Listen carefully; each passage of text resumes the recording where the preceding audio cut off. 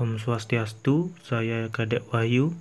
Saya di sini akan menjelaskan tentang analisis dampak parkir terhadap kinerja lalu lintas di ruas jalan sekitar Lapangan Astina, Kota Gianyar. Pertama di bab 1 yaitu latar belakang, rumus masalah, tujuan, manfaat, dan batasan masalah. Yang pertama bab 1 yaitu pendahuluan, latar belakang, permasalahan lalu lintas terhadap beberapa aspek yang saling berkaitan. Lalu lintas yang baik adalah yang mampu mewujudkan arus lalu lintas yang lancar, kecepatan yang sangat cukup aman, nyaman, dan ramah. Lalu lintas juga tidak terlepas dari adanya kendaraan yang berjalan atau berhenti. Untuk kendaraan yang berhenti atau parkir dapat menimbulkan suatu masalah yang sangat penting. Kendaraan yang tidak bergerak akan memerlukan tempat parkir pada tempat pribadi, namun selebihnya diparkir di tempat-tempat parkir yang di luar parkir pribadi. Saya mendapatkan dua rumus masalah, yaitu bagaimana dampak aktivitas parkir terhadap kinerja lalu lintas di sekitar Lapangan Astina. Dua, bagaimana alternatif upaya mengendalikan parkir di badan jalan di sekitar Lapangan Astina. Tujuannya saya juga mendapatkan dua. Yang pertama yaitu menganalisis dampak aktivitas parkir terhadap kinerja lalu lintas di sekitar Lapangan Astina. Yang dua, mengetahui alternatif upaya mengendalikan parkir di badan jalan di sekitar Lapangan Astina. Di sini saya akan menjelaskan manfaatnya. Yang pertama yaitu penelitian diharapkan dapat menjadi bahan masukan dan bahan pertimbangan dalam penanganan masalah yang ditimbulkan di parkir di badan jalan yang terjadi di sekitar lapangan Kota Gianyar. Batasan masalah. Lokasi penelitian dalam hal ini difokuskan pada penggunaan lahan yang berada di ruas jalan sekitar Lapangan Astina. Pembahasan dalam hal ini adalah definisi permasalahan parkir di badan jalan terhadap kinerja lalu lintas di ruas jalan di sekitar Lapangan Astina. Bab 2 yaitu tinjauan pustaka.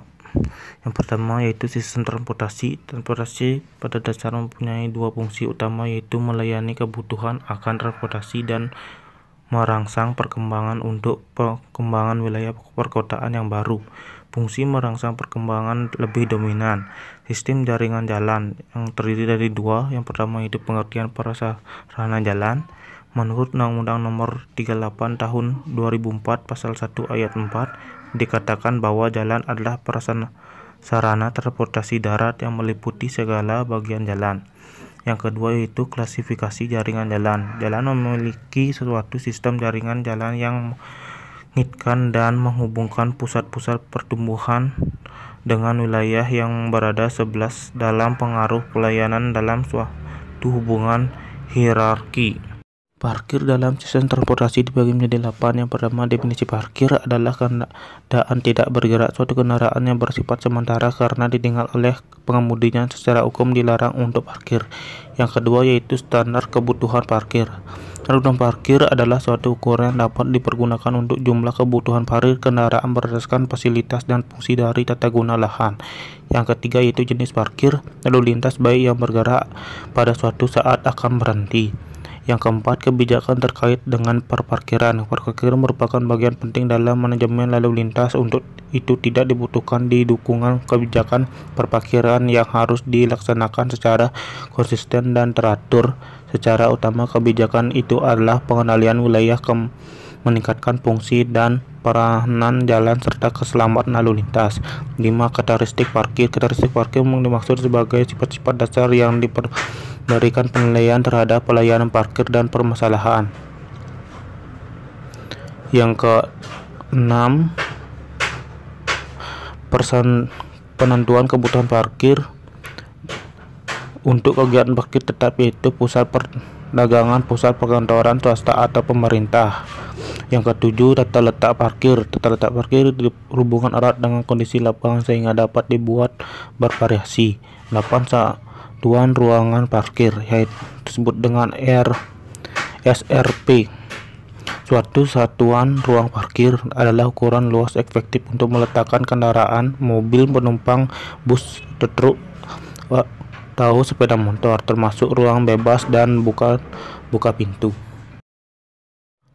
permasalahan parkir di badan jalan. Dalam Desi Puspitasari tahun 2016 menurut Asyori 2016-180 aktivitas suatu pusat kegiatan akan menimbulkan aktivitas parkir kendaraan yang berpotensi menimbulkan masalah, antara lain bangkitan tidak tertampung oleh fasilitas parkir di luar jalan yang tersedia, tidak tersedia fasilitas parkir di luar jalan badan jalan sehingga membangkitkan sekitar secara otomatis memanfaatkan badan jalan untuk parkir sehingga akan mengakibatkan penggangguan kelancaran lalu lintas.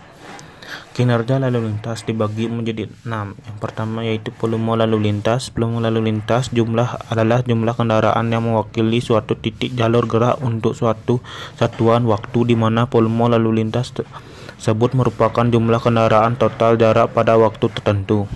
Yang kedua, kecepatan lalu lintas kendaraan definisi sebagai perbandingan antara jarak yang ditempuh dengan waktu yang diperlukan untuk menempuh satu jarak tersebut. 3. Kapasitas. Menurut Olgelbin dan Hicks tahun 1999, kapasitas suatu ruangan jalan dalam suatu sistem jalan adalah jumlah kendaraan maksimum yang memiliki kemungkinan yang cukup untuk melewati ruas jalan tersebut. Yang keempat, derajat kejenuhan.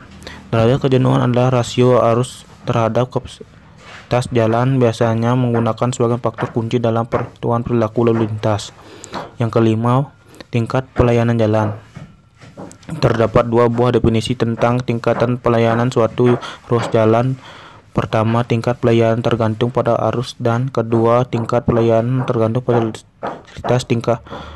Tingkat pelayanan yang digunakan definisi adalah tingkat pelayanan yang tergantung pada arus. Yang keenam, hambatan samping. Hambatan samping merupakan analisis yang kompleks untuk ruas jalan di Indonesia. Bab 3 yaitu metode penelitian dibagi menjadi 3. Yang pertama itu jenis penelitian. Dalam melakukan penelitian ini, jenis penelitian yang digunakan berdasarkan rumus masalah adalah jenis penelitian deskriptif dan kuantitatif. Penelitian deskriptif merupakan penelitian yang dimaksud untuk mengumpulkan informasi mengenai suatu gejala yang ada, yaitu keadaan gejala menurut apa adanya. Pada saat penelitian dilakukan Effendi dan Sigarimbun tahun 1989. Sedangkan metode kuantitatif dapat diartikan sebagai metode penelitian yang memandang realita gejala fenomena itu dapat diklasifikasi relatif, tepat, kronik, dan teramati, terukur, dan hubungan gejala bersifat sebab aktif. Yang kedua, lokasi penelitian. Adapun batasan lokasi penelitian dilakukan di sekitar lapangan Sina. Yang pertama, sepanjang koridor jalan rai Gianyar yang berbatasan dengan jalan dalam rai. Kedua, sepanjang jalan dalam rai. Ketepatan lokasi penelitian didasarkan pada beberapa timbangan, yaitu tingkat kepadatan lalu lintas cukup tinggi yang diakibatkan oleh zona tarikan yang besar dan pertumbuhan pusat-pusat komersial berdagangan di koridor jalan dalam rai. Koridor jalan rai Gianyar dan jalan Pundak merupakan tipe jalan kolektor primer. Koridor jalan Pundak merupakan jalan yang bisa mengalami kemacetan. Kurangnya areal parkir di lokasi tersebut sehingga masyarakat cenderung parkir secara ilegal, yaitu memarkir di badan jalan, atau disebut dengan on-street parking.